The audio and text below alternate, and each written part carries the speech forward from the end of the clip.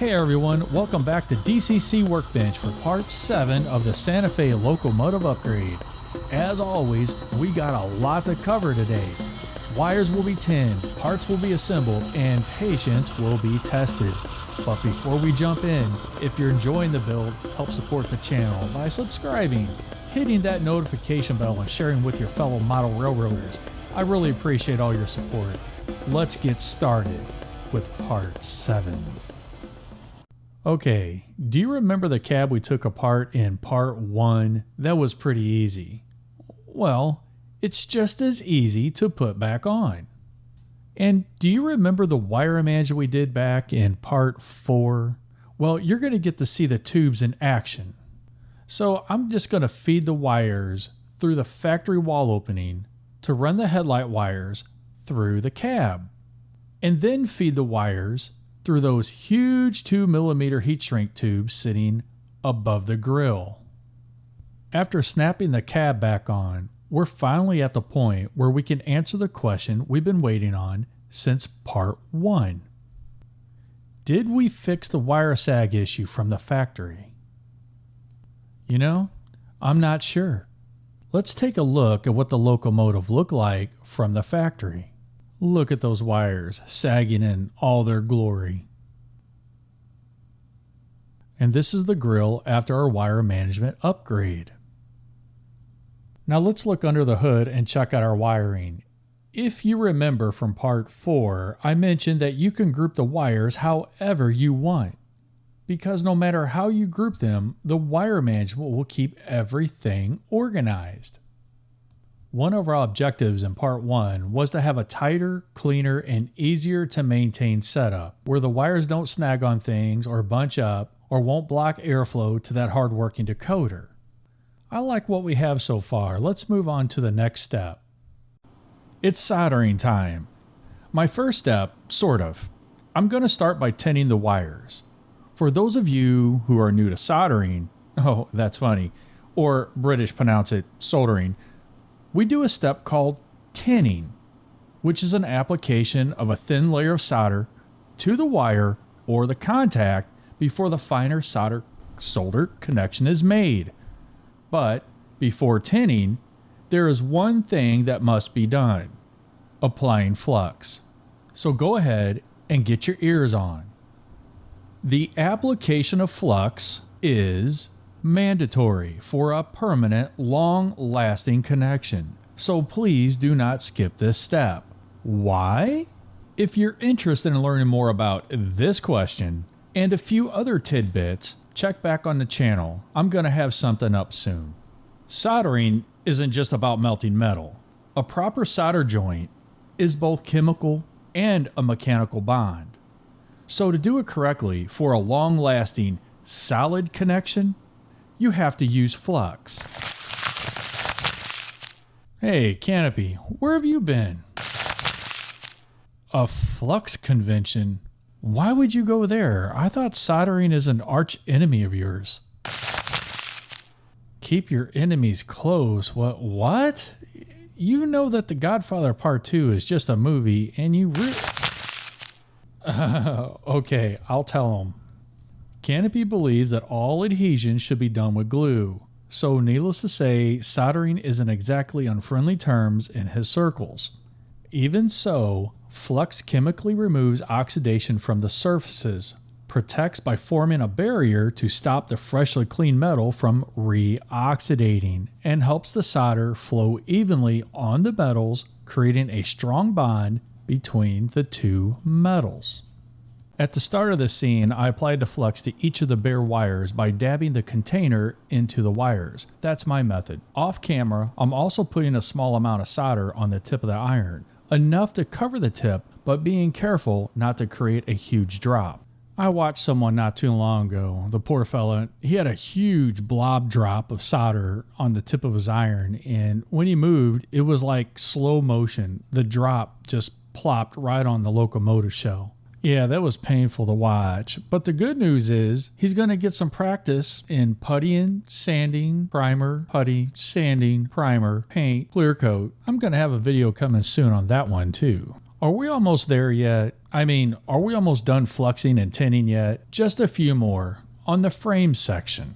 But what about the wires that are installed in a locomotive shell? Do you suppose I have to flux and tin those wires too?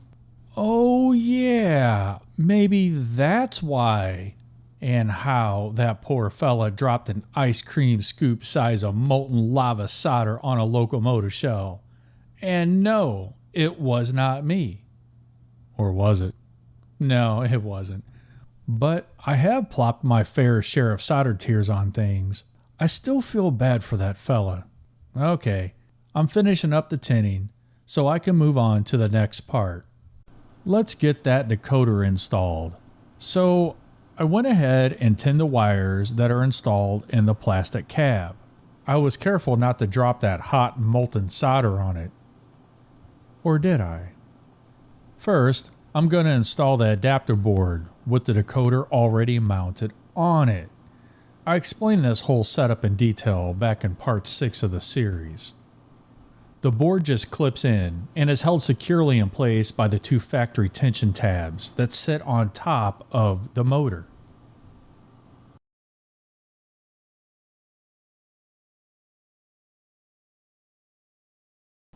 I'm going to apply flux to each contact tab.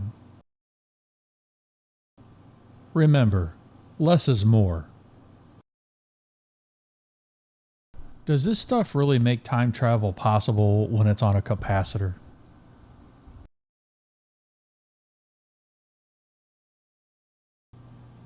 I usually do this under a magnifying glass.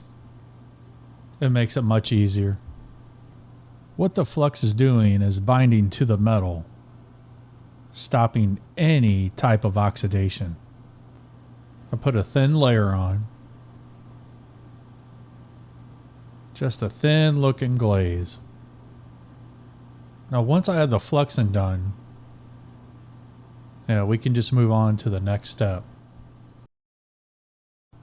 I'm going to phonetically pronounce the next line because I don't want to get flagged by YouTube for my speech. Now that the board is all fluxed up, it's ready for solder. I don't want to give away all my soldering secrets. I really don't have any soldering secrets. But I do want to point something out here.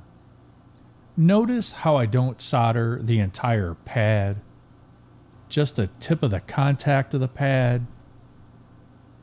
There are a few good reasons for that. For one, it's not necessary. This is another great example of less is more.